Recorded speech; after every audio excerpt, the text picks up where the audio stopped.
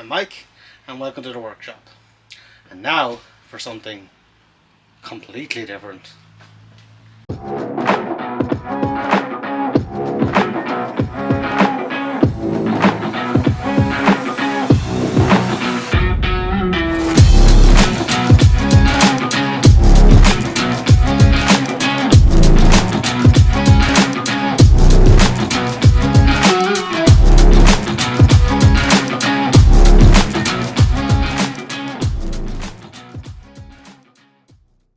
So, you may have noticed that this is A, not a piece of furniture, and B, definitely not made of wood.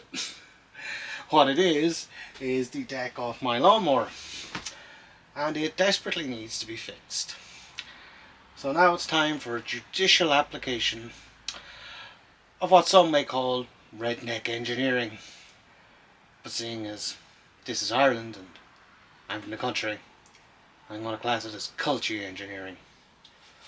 First thing that needs to be done, need to get in here, clean off all of this accumulated grass and loose rust, see where we are, and then we can start working on somehow getting this back into serviceable condition.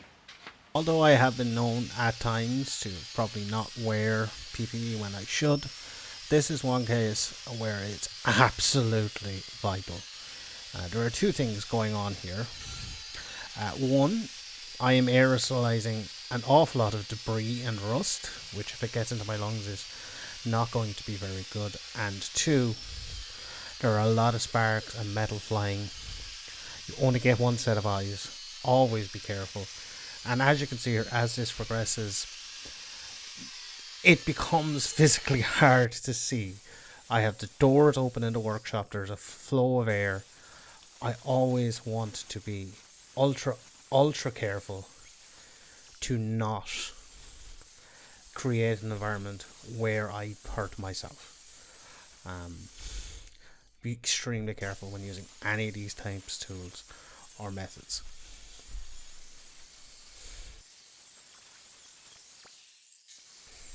And it's around this part of the process where I realise this is going to involve a lot more than I thought it would.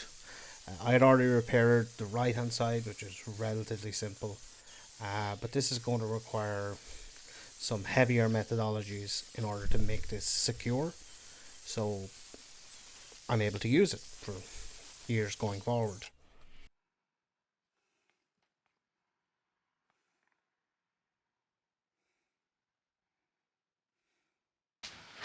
Well, we could be in more trouble than I envisioned here. We'd use that for straining spuds. Might have to go with more invasive measures than I was thinking. Okay, leave it with me. So, time has passed and pivoting has happened. This is, it's too far gone. I only have a stick welder and even turn down as low as I can make an arc with the thinnest rod I have. It's just blowing holes in it. So we're going to have to sort of sandwich this together for the rest of the summer, and I probably have to ask an actual metal worker to do me a favour and repair it. So these are all temporary repairs. They may or may not work. My leaning is towards may not. So for pinholes like we have here, what I have got is a couple of fender washers, and I've taken them and just bent them in my vise so they will conform to the angle of the side here. I'll put one on either side. This will obviously only work for small pinhole areas, and using some quick steel putty, I will put it in between these, sandwich it all together, and hopefully that'll help hold it. So this has many names. It's drillable, fillable, tappable, cuttable, drillable, other things that don't rhyme. It's a two-part epoxy. My hands are already covered in dust, so it's not really going to make a difference here.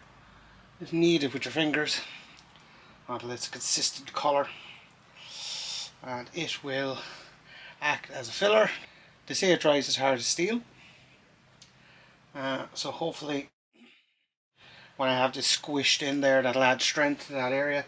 The idea of using such a huge washer is to try to get out to thicker material. So we're just going to see if this works. This is just an experiment. Hashtag not a metal worker.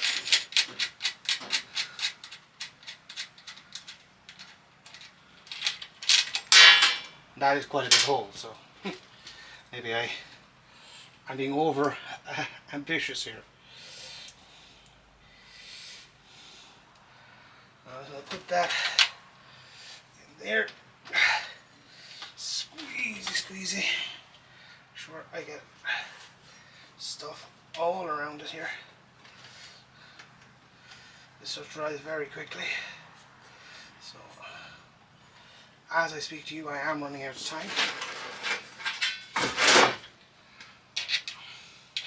I have a similar shaped one at the back here to match the top profile.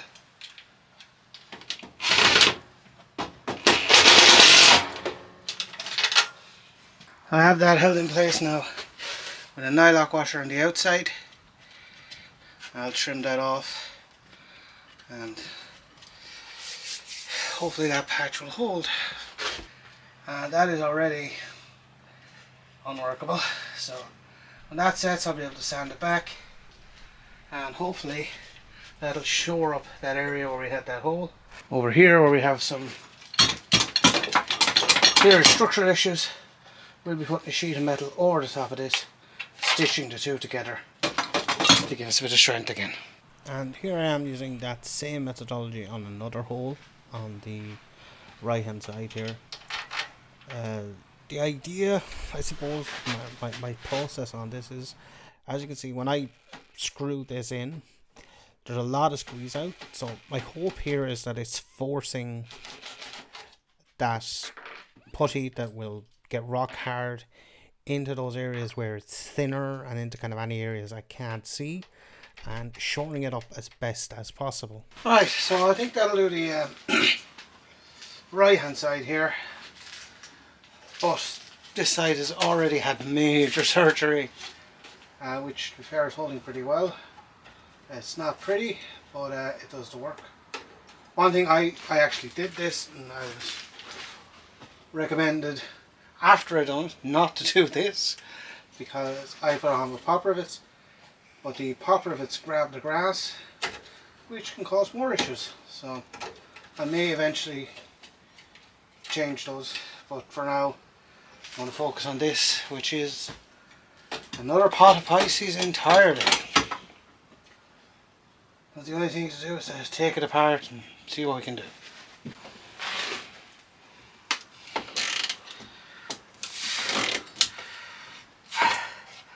I've given these a couple of courses of WD here, try to get them off. I won't be reusing them, of course, but this is a woodworking shop. I don't want to create too many sparks by cutting.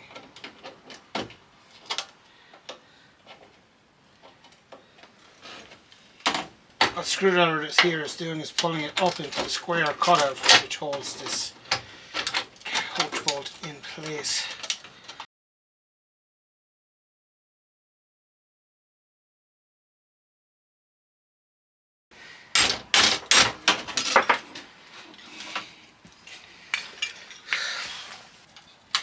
Don't want to let this piece at the top here fool you. This is an old repair. There's a patch about that wide and that high missing. Well, we cut out the old repair. Just try to get a piece of metal in on the flat if we can at all. Hello and welcome back to Fat Heart Attack, or Heart Attack if you will. Sorry.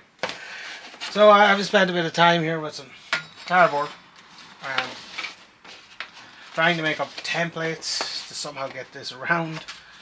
I've remade a few of them. I think this is going to work.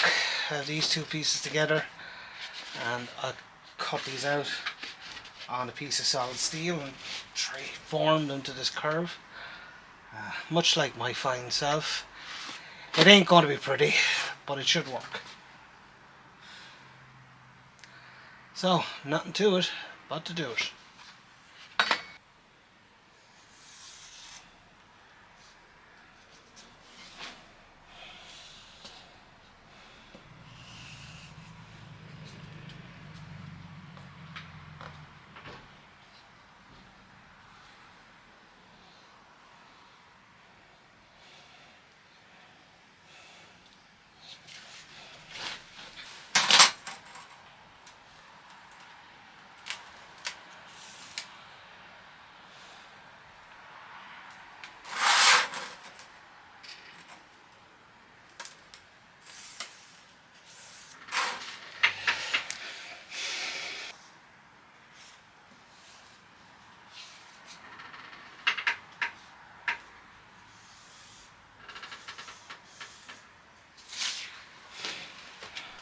So I didn't realise how much I was hitting this up to sparks here.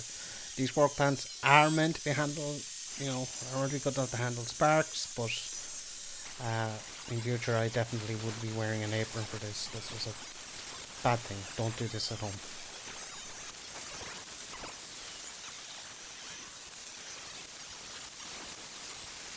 Oh, the first bit of metal kind of work I want to do here is I want to bend over the larger patch to be able to give me tabs to fix into the chute. For that I'm just clamping it on the vise and working it down along the line I have marked. The little tab that is left there is on purpose. That will go into a center piece that goes under the chute, and that'll be bolted in. What I want to do then, when I have that and I'm happy that it's bent to the right angle, I'll go back and I'll check, is I'm going to drill a series of holes at the turning point. The idea behind this is that the holes and the cuts ending in a circle will hopefully prevent the steel cracking as I attempt to bend it into a curve, which it doesn't want to go in. So as a woodworker, I don't have presses and rolls and stuff. So to create this bend, I'm just using my vise. By making it less and more tight, I'm able to kind of work this shape around and create a curve that sits where I want to on the deck. I'll go over and check it and adjust and check until eventually I get a fit with which I'm happy. This is slow work. I want to make it as good as I can. Not going to be perfect because I'm can only bend in one plane. It's never going to fit perfectly to the curve.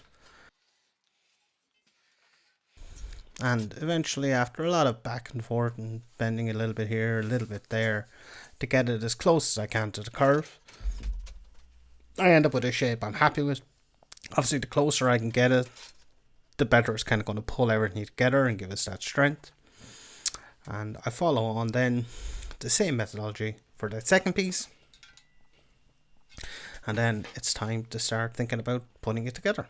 It's not perfect, or anywhere close to it, but I think once it's all stitched together, it should be serviceable. That's really our only goal here. Reintroduce our clamps here.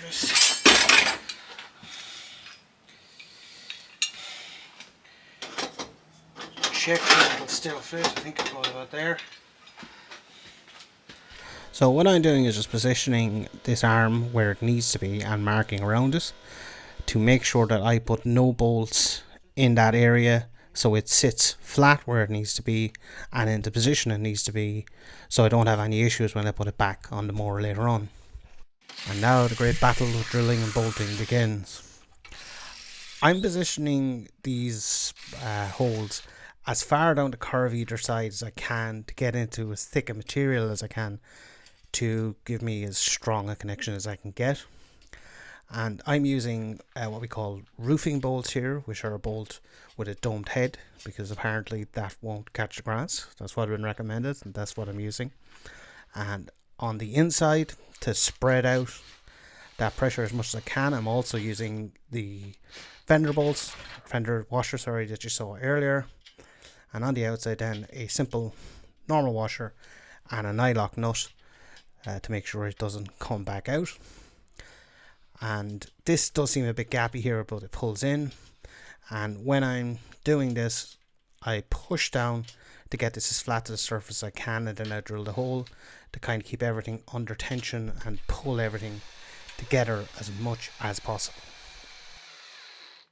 Well, after a lot of frustration and swearing and cutting myself more than once, that first piece is in. It's good and solid. I'll have to deal with this here, bolt all these in with smaller to fill the void with a little strip of more. Now let's fit this second piece, which covers the most of the rest of the damage. Get that all in place. We can cut off all of these long screws, or bolts. Bolts are long to help pull it together because I don't have the machinery to form this correctly. And then we can look at cleaning up in here and on the inside, making that all solid, and then fit back on our arms. Now I've designed the second piece to have an overlap, and the inside row holes here go through the second piece, the first piece and the original deck. The idea being that I'm pulling all this material together as best I can, adding as much strength as I can.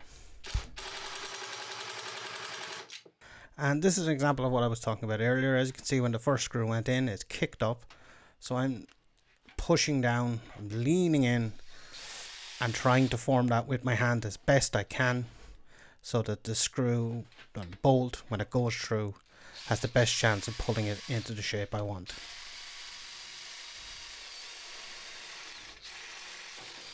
Now with all this ugliness done, I'm nearly finished. There's two more cracks here. I have plates to go over them.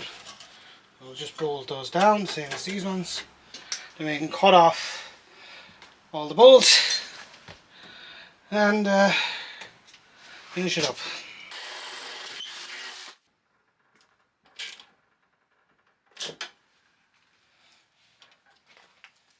And for the attachment to the chute here, it's the same general idea. I'm just using shorter roofing bolts here. I'm just going to drill into the solid metal of that, bolt them in, and Robert is your mother's brother. Rightio. Now I finally have this sculpture of a porcupine done. We'll cut away any of the pokey outy bits. Then we can look at the little patching in here. Put re-drill for our piece that has to go here, our arm, to swing it off. Couple of coats of rust neutralizing paint, and this should be ready to go back on the mower. It's not pretty. This here, ugly as sin, but it'll do the job. That's all we're looking for here. Mowing lawns.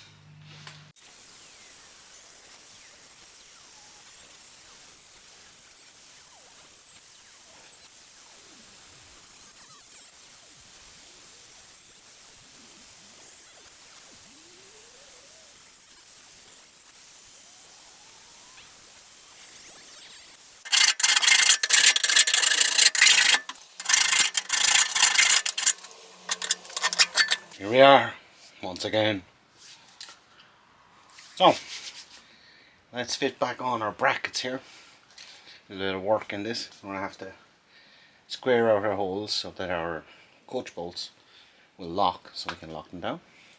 First thing I'm going to do is mark it and drill it. So the centre line, so I just need to find where that sits flat now. Pretty good.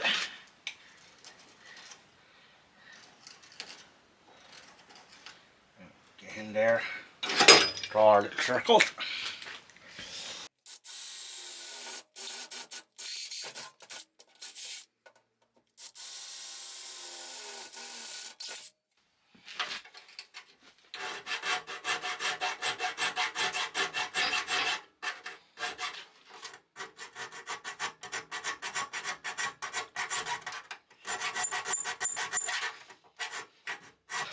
If I had a square file that would fit inside this would be a lot easier than a triangle file.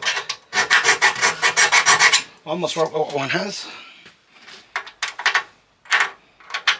Like a glove. Now, just do that again. And there it is fitted, because I forgot to hit record. But it worked. That's all I can say. It's tight as tuppence. It's straight. And I can lift the whole thing up now off that spot, whereas I could blow it over when we started. So I'm going to consider that a win. The last bit of making here is just to go along with more of that putty and fill in that joint between the new patch and the old metal.